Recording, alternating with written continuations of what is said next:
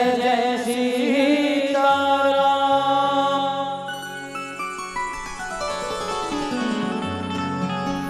करुणा करो कष्ट हरो ज्ञान दो भगवन।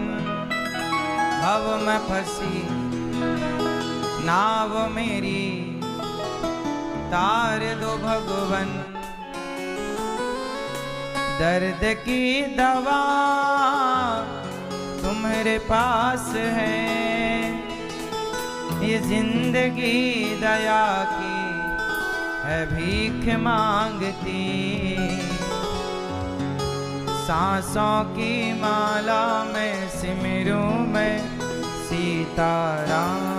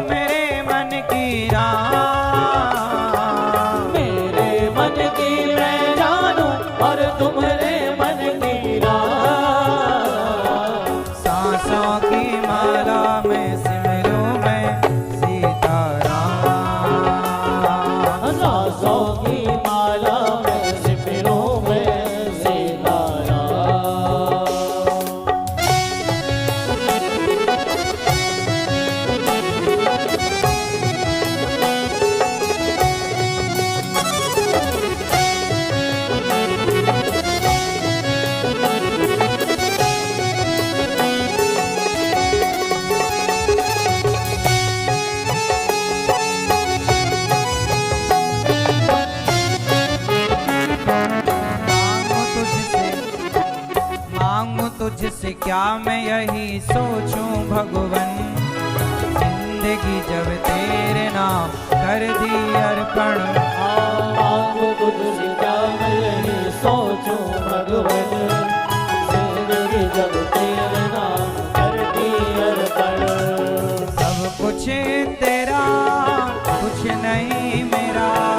सब कुछ तेरा कुछ नहीं मेरा।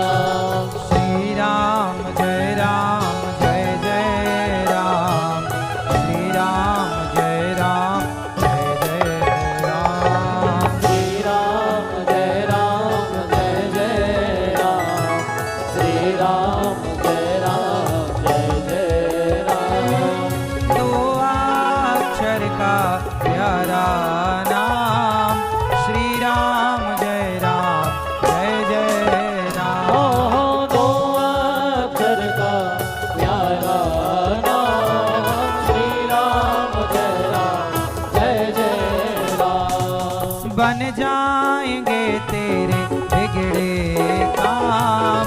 श्री राम जय राम जय जय राम। बन जाएंगे तेरे बिगड़े काम। श्री राम जय राम जय जय राम। श्री राम जय राम जय जय राम। श्री राम जय राम जय जय राम। श्री राम जय राम जय जय राम। श्री राम जय राम जय जय राम।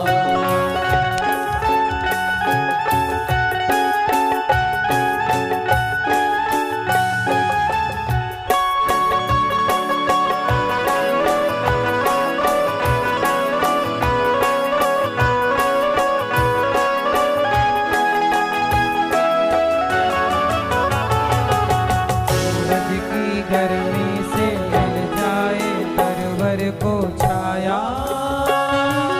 ऐसा ही तुम मेरे मन को मिला है, जब से शरण तेरी आया मेरे राम। सूरज की गर्मी से जलते हुए तन को मिल जाए तरवर की छाया। ऐसा ही सुख मेरे मन को मिला है, जब से शरण तेरी आया मेरे राम। श्री राम जय राम जय जय राम। श्री राम जय राम जय जय राम। श्री राम जय राम जय जय राम।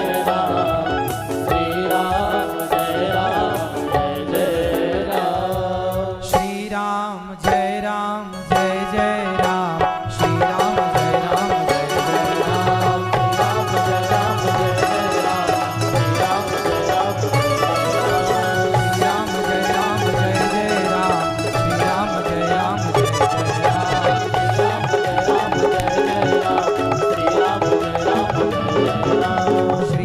जय राम जय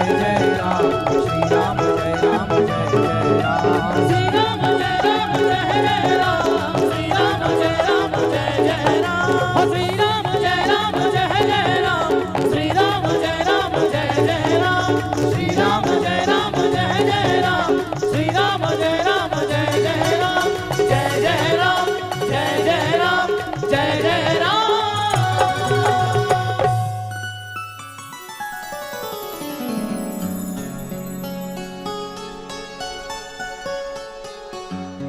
करुणा करो कष्ट हरो ज्ञान दो भगवन। भव में फंसी नाव मेरी तार दो भगवन। मांगू तुझसे क्या मैं यही सोचूं भगवन। जिंदगी जब तेरे नाम कर दी अर्पण, सब कुछ तेरा कुछ नहीं मेरा। चिंता है तुझको प्रभु संसार की, सांसों की माला में सिमरू में सीताराम। परम मंगलमय परात्पर अखिलेश्वर अखिल ब्रह्मांड नायक परात्पर परब्रह्म भगवान श्री कृष्ण की वांगमय प्रतिमूर्ति श्रीमद् भागवत महापुराण। दूर दूर से आई हमारी माताएं बहनें श्रोतागण भक्तगण भगवान गणेश जी के पावन चरणों में बैठकर इस पावन राम कथा का रसपान करने के लिए मुरारी नगर, जिसे वर्तमान में बुराड़ी कहते हैं, यह कभी मुरारी नगर हुआ करता था। तो बुराड़ी के भक्तों को, दिल्ली के भक्तों को, क्षेत्र के भक्तों को, आप सभी माताओं को और साधना टीवी पर कथा का रसपान कर रहे, यूट्यूब पे कथा का रसपान कर रहे सभी भक्तों को जय श्रीमन नारायण, जय श्री कृष्णा, राधे राधे। जय गौरी गोपाल, जय गणेश, जय गणेश। आप सभी को गणपति जी के इस पावन महोत्सव की बहुत बहुत शुभकामनाएं। आप सब पर गणेश जी की कृपा बनी रहे, भगवान श्री राम की कृपा बनी रहे और भगवान की कृपा से यह सुंदर लालबाग का राजा गणेश जी सुंदर दर्शन हम सबको दे रहे हैं। और ये कथा के श्रोता आप सब तो हैं, इस राम कथा के श्रोता गणेश जी भी हैं। गणेश जी भी अब कथा मन लगा करके सुन रहे हैं। इस कार्यक्रम में जिन्होंने इतनी सुंदर व्यवस्था की और भगवान गणेश जी को लालबाग के राजा को यहाँ स्थापित किया, हमारे भैया श्री राकेश बिंदल जी के लिए सुंदर तालियां। आप सुखी रहें, सदा आप पर गणेश जी की कृपा बनी रहे और सभी भक्तों का आशीर्वाद और प्यार आपको मिले। साथ ही प्रदीप कुमार अग्रवाला जी, सत्यभूषण जैन जी, धर्मपाल सिंगला जी, अनिल वाधवा जी जो महासचिव हैं और प्रेम पूर्वक सुंदर से आयोजन में आप सहभागी हैं, रतन कुमार जाखोदिया जी, अनिल गुप्ता जी, आदेश जैन जी, पवन मित्तल जी, विनोद गुप्ता जी, वीरेश गुप्ता जी, सुधाकर कुमार जी, श्री कृष्ण गुप्ता जी, ऋषभ जैन जी, राजीव संजीव सिंघल जी, विनोद गौतम जी, रूपेश सिंघल जी, राजेश गुप्ता जी, मनीष जिंदल जी, अशोक गुप्ता जी। आप सभी पदाधिकारी गण हैं और एक बार सुंदर तालियां इन सभी भक्तों के लिए जिन्होंने खूब मेहनत की, प्रयास किया और इनके प्रयास से भगवान गणेश जी यहाँ विराजे हैं। और आप सभी को 10 दिन के लिए सत्संग की गंगा में डुबकी लगाने का अवसर मिला है। संतों के पावन सानिध्य में हम सभी इस पावन सी गंगा को श्रवण कर रहे हैं। हर वर्ष गणेश जी का ये पावन उत्सव हम सब लोग मनाते हैं। श्री राकेश बिंदल जी ये सुंदर सा आयोजन करते हैं और भगवान ने इन्हें इस योग्य बनाया है कि आप सब किस तरह सेवा कर सकें और ये सेवा कर रहे हैं। भगवान इन्हें सदा सुखी रखें, इनके परिवार को सदा सुखी रखें। अब आइए प्रवेश करते हैं भगवान की अमृतमयी मंगलमयी कथा में। कैसे हैं आप सब लोग? अच्छे हैं? चलो, भगवान की कृपा आप पर बनी रहे और आप सब आनंद से रहें, मंगलमय आपका जीवन रहे।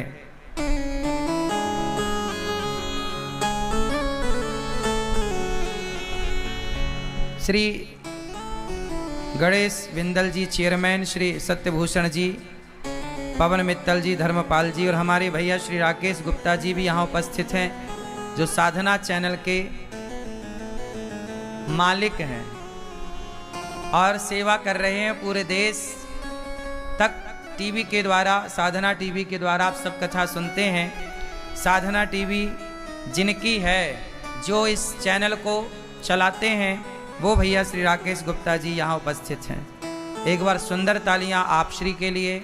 आप सब यहाँ उपस्थित हैं, आप सबकी उपस्थिति को यह दास अनिरुद्ध प्रणाम करता है। अब प्रवेश करेंगे कथा में। गणपति बप्पा, आप सबको गणेश उत्सव की पुनः शुभकामनाएं। गणेश उत्सव है तो गणेश जी से ही कथा को प्रारंभ करते हैं। रामचरितमानस गोस्वामी तुलसीदास जी ने लिखा तो गोस्वामी तुलसीदास जी ने, पर तुलसीदास जी ने भी राम कथा को शुरुआत गणेश जी की वंदना से ही की। गणेश जी की वंदना कर रहे हैं गोस्वामी श्री तुलसीदास जी महाराज। वर्णानामर्थ संघानाम रसानां छन्दसामपि मंगलानां च कर्तारौ वन्दे वाणी विनायकौ।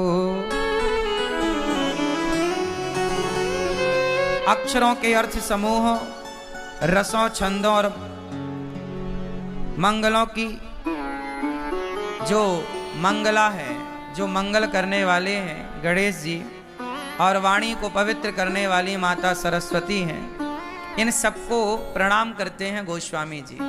कोई भी शुभ कार्य हो तो प्रथम गणेश जी को प्रणाम जरूर करना चाहिए, गणेश जी के चरणों में वंदना करनी चाहिए। गणेश जी प्रथम पूज्य क्यों बने आप सब जानते हैं। एक बार भगवान शिव कार्तिकेय जी से और भगवान गणेश जी से बोले कि जाओ पृथ्वी की परिक्रमा करके आओ। जो सबसे पहले पृथ्वी की परिक्रमा लगाएगा वह प्रथम पूज्य कहलाएगा। कार्तिकेय जी का वाहन तो मयूर था, मोर पर बैठकर फुर्र से उड़ गए। पर गणेश जी का वाहन क्या है? जोर से चूहा, मूषक। गणेश जी का वाहन है चूहा।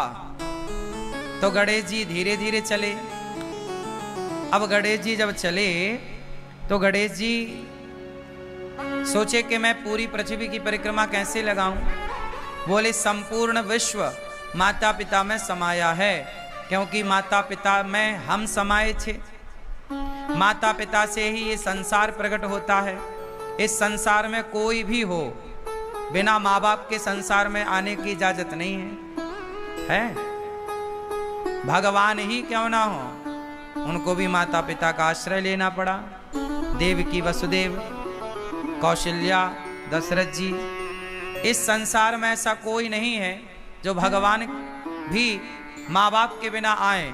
तो चाहे चींटी हो या हाथी हो, इंसान हो या पक्षी हो, सबको आने के लिए किसका आश्रय लेना पड़ता है? माता पिता का। तो माता पिता ही ये सृष्टि को उत्पन्न करने वाले हैं, सृष्टि को रचने वाले हैं। इसलिए गणेश जी ने सोचा कि माँ बाप को प्रणाम कर लूं, परिक्रमा कर लूं, तो संपूर्ण पृथ्वी की परिक्रमा करने का हमें फल मिल जाएगा।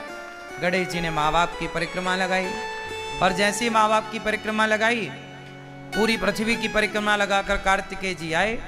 बोले हम तो देखो पहले परिक्रमा लगा के आ गए, अब हमारी प्रथम पूजा होनी चाहिए। शंकर जी बोले आपने प्रथम परिक्रमा नहीं लगाई विश्व की, तो किसने लगा दी? बोले गणेश जी ने। कैसे लगाई? बोले इन्होंने हमारी परिक्रमा लगाई, पार्वती और शिव की। शिव पार्वती की एक परिक्रमा लगा ली तो पूरे ब्रह्मांड की परिक्रमा लगाने का उन्हें फल मिल गया। कार्तिकेय जी को गुस्सा आई और क्रोध में आकर कार्तिकेय जी ने एक छोटा सा प्रहार कर दिया गणेश जी के ऊपर। तो वो प्रहार जाकर गणेश जी के दांत में लगा, तो गणेश जी का एक दांत टूट गया। तब से उनका नाम पड़ा एकदंत। क्या नाम पड़ा? एकदंत दयावंत चार भुजाधारी, माथे सिंदूर सोहे। तो गणेश जी का नाम एकदंत। तो कार्तिकेय जी और गणेश जी के बीच में जो शर्त लगी तो गणेश जी जीत गए। तो गणेश जी ने माँ बाप की परिक्रमा की, तब से गणेश जी प्रथम पूज्य हो गए कि गणेश जी जैसी बुद्धि किसी के पास नहीं है। इसलिए गणेश जी बुद्धि के अधिष्ठात्र बन गए, बुद्धि के देवता बन गए। गणेश जी किसके देवता हैं? जोर से। गणेश जी बुद्धि के देवता हैं। जिसे बुद्धि चाहिए वो गणेश जी के पास जाए। गणेश जी बुद्धि के परम देवता हैं। अच्छा, गणेश जी का वाहन है चूहा। अब जरा यहां ध्यान से सुनिएगा। हमारे वेदों पुराणों ने, हमारी ऋषि मुनियों ने कितनी बढ़िया व्यवस्था की है। समझदार को इशारा काफी, ये सुना है ना आप लोगों ने। आप सब समझदार हैं, इसलिए हम इशारे करते चलेंगे। देखो, गणेश जी बुद्धि है और गणेश जी का वाहन क्या है? चूहा। चूहा किसका प्रतीक है? चूहा किसका प्रतीक है? तर्क का। कुतरता रहता ना, कुछ भी मिल जाएगा, चूहा कुतर देगा। चूहा तर्क का प्रतीक है। किसका प्रतीक है? तर्क। चूहा है तर्क और गणेश जी हैं बुद्धि। तो गणेश जी किसके ऊपर सवार हैं? बुद्धि के ऊपर। गणेश जी किसके ऊपर सवार हैं? तर्क के ऊपर। बुद्धिमान वही हो सकता है जो तर्क पर सवार हो। तर्कमय बुद्धि श्रेष्ठ है। जो विद्वान होगा वह तर्क जरूर करेगा, तार्किक होगा। तर्क शास्त्र पढ़ते हैं ना हम लोग, तर्क शास्त्र है। तो बुद्धिमान व्यक्ति, देखो एक बच्चा होता है ना, बहुत सारे सवाल करता है। माँ भगवान है तो दिखाई क्यों नहीं पड़ते? माँ गणेश जी की सूंड लंबी क्यों है? माँ गणेश जी के कान बड़े बड़े क्यों हैं? ऐसा बच्चा पूछता है ना आपसे। तो ये बच्चा जो पूछ रहा है उसके पूछने को ही तर्क कहते हैं। वो तर्क करता है। जैसे तर्क है, गणेश जी के कान बड़े क्यों हैं? ये तर्क है। आप हमसे पूछो, चलो हम आपसे पूछ रहे हैं, बताओ। ओ भैया, ओ पंचायती लाला, देखो आगे आके पंचायत कर रहे हैं। सुनो, ओ सुन रहा है ना तू जो कह रहा हूं मैं? ध्यान से सुनना है अब 5 दिनों तक।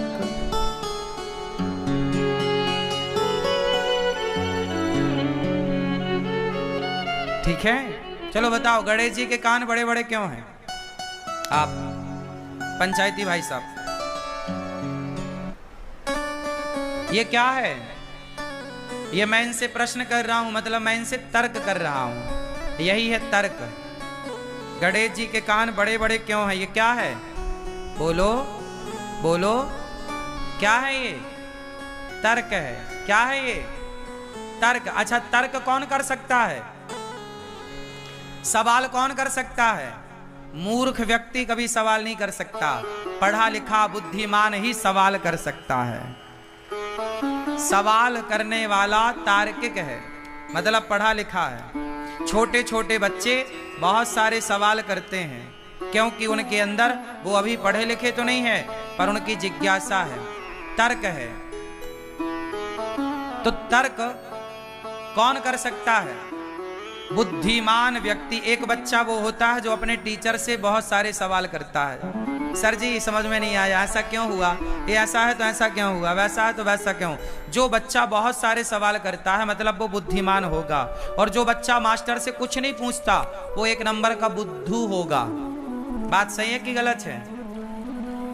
जो ज्यादा सवाल करेगा वो कौन होगा? जोर से, बुद्धिमान। तो गणेश जी किस पर बैठे हैं? तर्क पर। गणेश जी बुद्धि हैं और सवार तर्क पर हैं। बुद्धिमान हमेशा तर्क करता है। ये गणेश जी का चूहे पर बैठने के पीछे का साइंस है, विज्ञान है। गणेश जी के कान बड़े बड़े होने के पीछे का विज्ञान बताओ आप। गणेश जी के कान बड़े बड़े क्यों हैं? ना बताओगे? गुस्सा हो क्या? मोबाइल वाली मैया, अब बताओ, अब बताओ आप। हाँ बैठो संभल के, अब बताओ गणेश जी के कान बड़े बड़े क्यों हैं? जल्दी से। क्यों?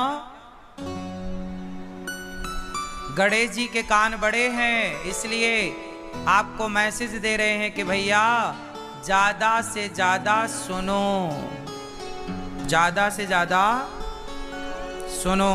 ज्यादा, यदि आप ज्यादा सुनने लग जाएंगे अपने माता की, पिता की, सास की, ससुर की, पति की, पत्नी की, तो आप कभी झगड़े में उलझेंगे ही नहीं।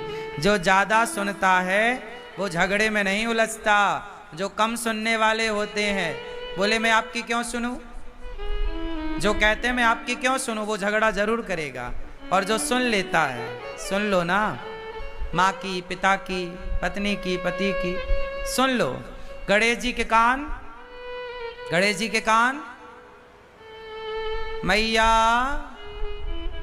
ओ मोबाइल वाली मैया, सुन लो। मेरी माँ, काम आएगी मेरी बातें। 1-1 करोड़ की एक बात है, कुछ बातें 20-20 करोड़ की भी मैं आपको बताऊंगा। 5 दिन में आपको करोड़पति बना के भेजूंगा यहां से। हाँ।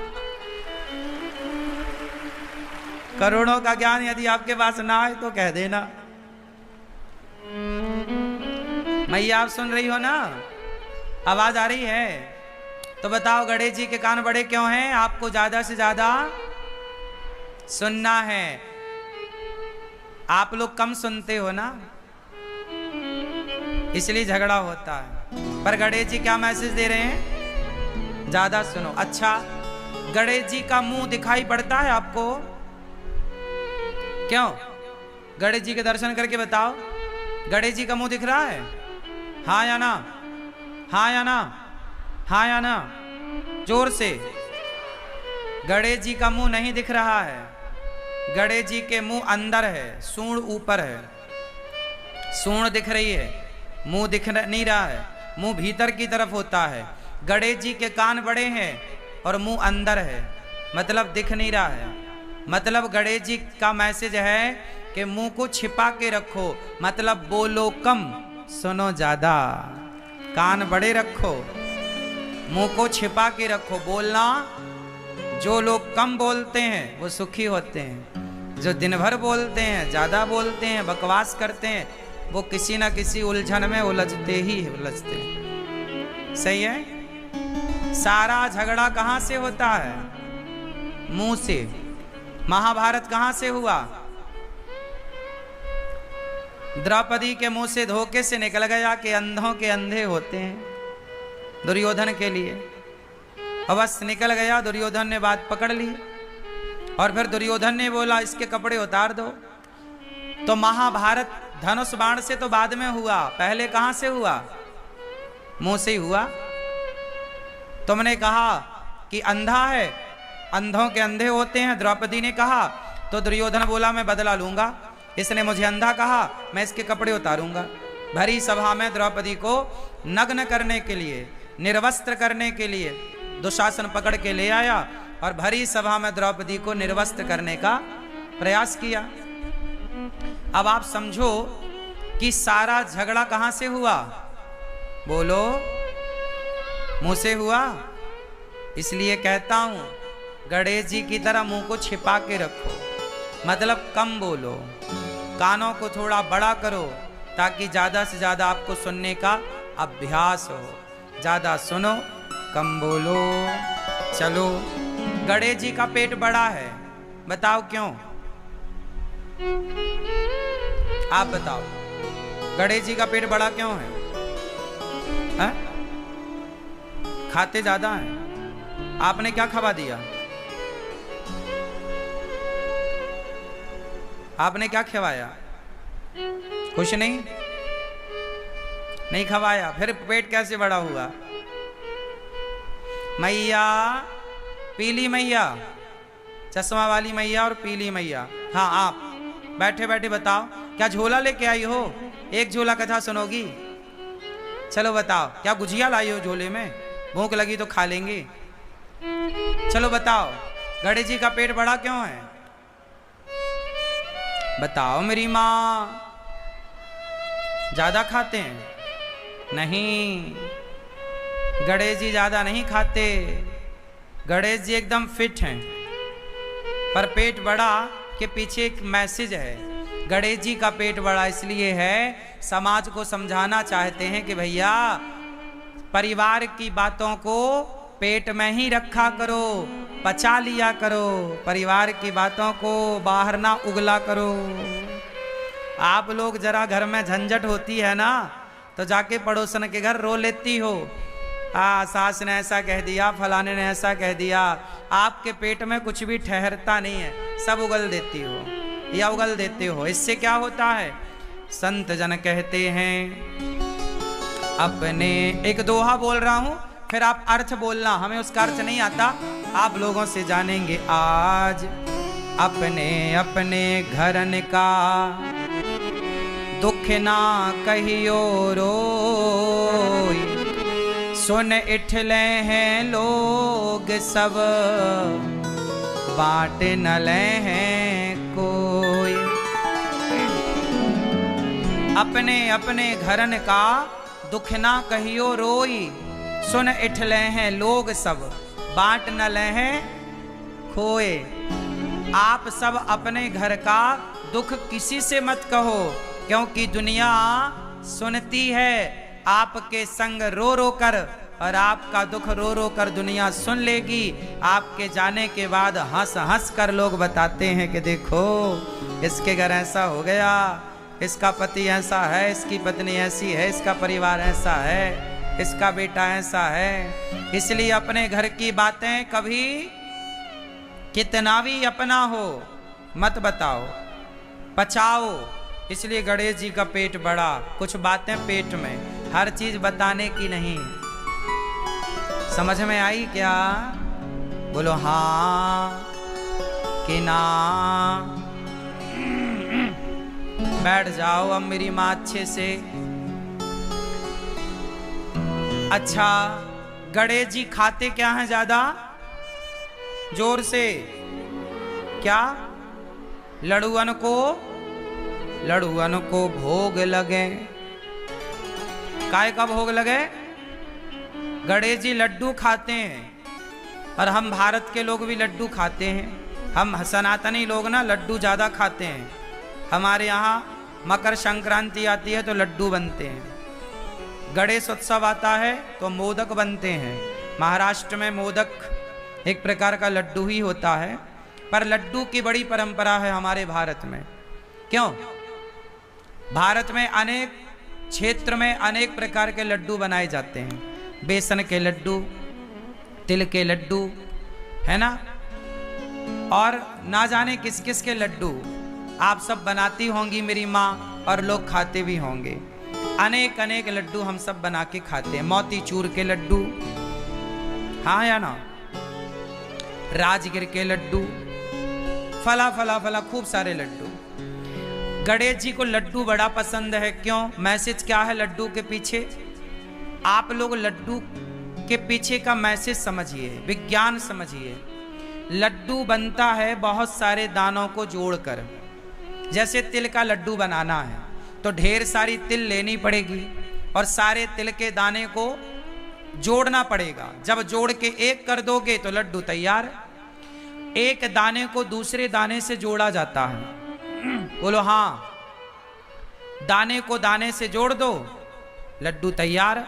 यही है लड्डू कि जैसे एक दाने को दूसरे दाने से अनेक दानों को जोड़कर एक कर दिया जाए, उसी प्रकार परिवार में 10 लोग हो या 20 लोग हो, गांव में 50 लोग हो या 1000 लोग हो, लड्डू की तरह संगठित होना चाहिए। लड्डू की तरह। बोलो, जैसे लड्डू बहुत सारे दानों को जोड़कर एक होता है, ऐसे आपको एक रहना चाहिए। यदि आप सनातनी एक होते तो हमारा भारत कभी गुलाम ना होता। गुलाम हुआ ही इसलिए कि तुम विभाजित हो गए, जातवाद में बट गए, ऊंच नीच में बट गए, छोटे बड़े में बट गए, अमीरी गरीबी में बट गए। यदि बटे ना होते तो क्या मजाल मुगलों की और अंग्रेजों की कि तुम्हारे देश पर आक्रमण करते और जीतते। आते, चलो आते तो तुम संगठित होते तो पछाड़ देते, पर तुम हार गए क्योंकि तुम बिखर गए। लड्डू यदि बिखर गया, दाने दाने अलग हो गए, तो वो लड्डू कहाँ रहा?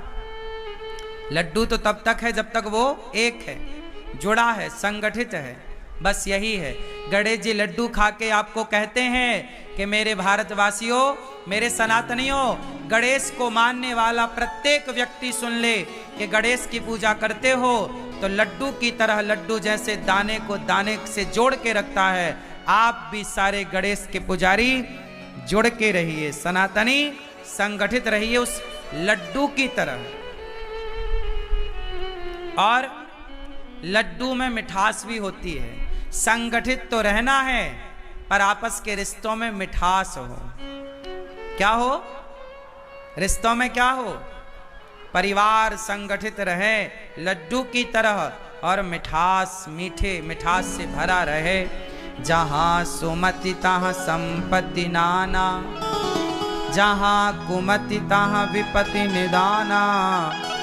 संगठित रहो। गणेश जी की नाक बड़ी है। बोलो हाँ, गणेश जी की नाक बड़ी है। चलो अब इसका मतलब आप बताओ। ये चश्मा वाली बहन बताएंगी, सब हमने बताया, कुछ आप बताओ। गणेश जी की नाक क्यों बड़ी है? बैठे बैठे बताओ। नहीं पता? क्यों? आप बताओ। नहीं बताओगे ना? कुछ कसम खा के आए हो कुछ नहीं बताऊंगा, है ना? गणेश जी की नाक बड़ी है। समाज में कुछ ऐसा काम करो अपनी बुद्धिमत्ता से, आप समाज में इतने बड़े पद, बड़े नाम तक पहुंचो कि समाज में आपके सम्मान की नाक बड़ी हो। कभी नाक ना कटा लेना, कोई ऐसा गलत काम ना कर लेना कि आपकी नाक कट जाए। नाक बड़ी होनी चाहिए, मतलब आपका समाज में सम्मान होना चाहिए। आजकल के लोग सम्मान की परवाह नहीं करते और गलत काम कर लेते हैं, बाद में भले उनकी नाक कट जाए। अब देखो ना, बहुत सारे लोग हैं जो गलत काम कर रहे हैं, उन्हें जरा भी डर नहीं कि हमारे गलत काम से हमारे माँ बाप की छवि का क्या होगा, हमारे माँ बाप की नाक का क्या होगा, हमारे माँ बाप की इज्जत का क्या होगा। जब आप कोई भी अच्छा काम करते हो तो आपके माँ बाप का नाम बढ़ता है।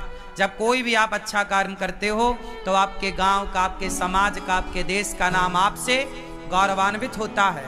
बोलो हाँ। और जब आप कोई भी गलत काम करते हो तो आपके माँ बाप की नाक कट जाती है। बोलो हाँ। तो गणेश जी की नाक बड़ी है कि भैया नाक बड़ी करना है, नाक कटाना नहीं है। सम्मान कमाना है, इज्जत कमानी है, नाक कटानी नहीं। ऐसे कोई काम नहीं करने जिन कामों को करने से आपका समाज में अपयश हो। सदा वही काम करो ईमानदारी से जिससे आपका समाज में यश स्थापित हो। यही कार्य करना चाहिए। बोलिए गणपति बप्पा गणेश भगवान की जय। वैसे तो बहुत कुछ हम सीख सकते हैं और भी गणेश जी से, पर जो खास खास बातें थी वो मैंने आपको कही। अब मैं आपको भगवान राम की कथा की ओर ले चलूं। उसके पहले बुराड़ी का इतिहास आपको बताऊं। आप कितने लोग बुराड़ी से हैं? जानते हो बुराड़ी क्या है? नाम बुराड़ी क्यों पड़ा? नहीं पता?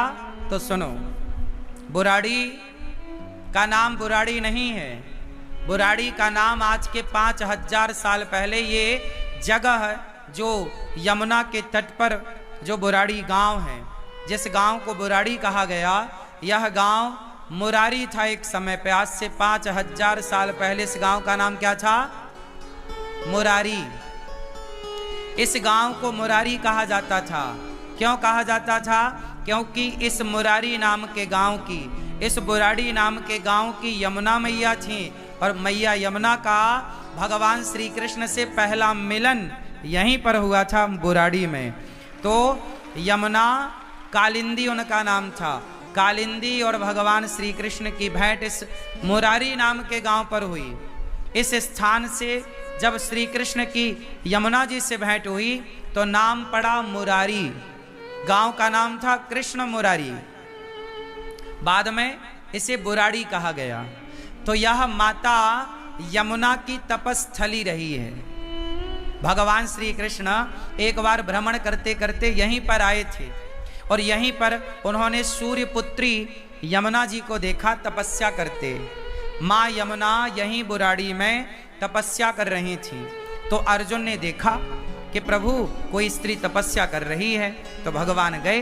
भगवान जब गए तो पूछा कि देवी आप कौन हैं? तो उन्होंने कहा कि मेरा नाम यमुना है, लोग मुझे कालिंदी भी कहते हैं।